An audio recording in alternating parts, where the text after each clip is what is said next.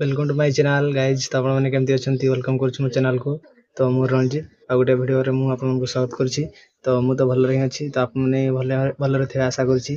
तो आज भिडियो मुझे कहूँ जाऊँगी कि आपने तो देखिथे आमर मानने ह सॉन्ग रे गोटे ट्रेंडिंग गीत अच्छी मांग मांग जोटा कि बहुत ही ट्रेंडिंग रे चलती बर्तमान।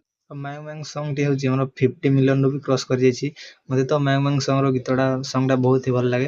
तो आपको केमती लगे मुझे जानी मैंने से गीतर लांगुएज को बुझी पारे बट गीतटा शुणिले बहुत ही भल लगे। आशा करने भी भल लगुव आप शुणा गीतटा बुझा पड़ू कि न पड़ू भल लगुव शुणा। तो मतलब से मांग मांग सॉन्ग आमर एक्टर एक्ट्रेस होती संतोष देसाली और एक्ट्रेस होती संजना बारी। संतोष देसाली जे कि नागपुर इंडस्ट्री बहुत ही पॉपुलर एक्टर एवं संजना बारी भी बहुत ही पॉपुलर एक्ट्रेस। तो एबेका न्यूज रे गोटे जिनस बाहर कि हमर संजना बारी तो से गोटे एक्ट्रेस ने गीत फीत सुट करती सहित से गोटे निज यूट्यूब चैनल अच्छी। तो निज यूट्यूब चैनल से ब्लॉग वीडियो छाड़ती।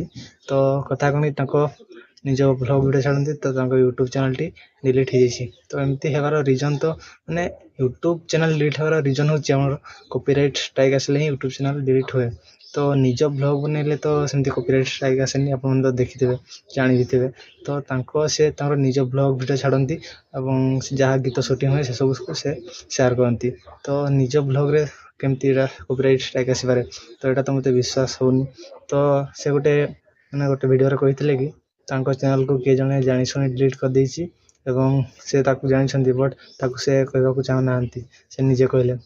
तो एमती हेल्ले तो बहुत ही मन भल लगे। तो से बहुत मेहनत ब्लॉगिंग चैनल को चलते तो डिलीट करदे तो बहुत ही मन दुख हम आपको हम जब आप गोटे चैनल मैंने बहुत कष्ट ग्रो करेंगे तो से चैनल टी किए डिलीट करदेव तो दुख तो बहुत ही लगे। तो यहाँ बहुत ही दुखर कथा तो चैनल टी डिलीट हो जाए। तो गोटे से नुआ चैनल खोलेंगे तो नुआ चैनल खोले आपड़ी किए वीडियो देखती तो सपोर्ट करेंगे संजना बारी को।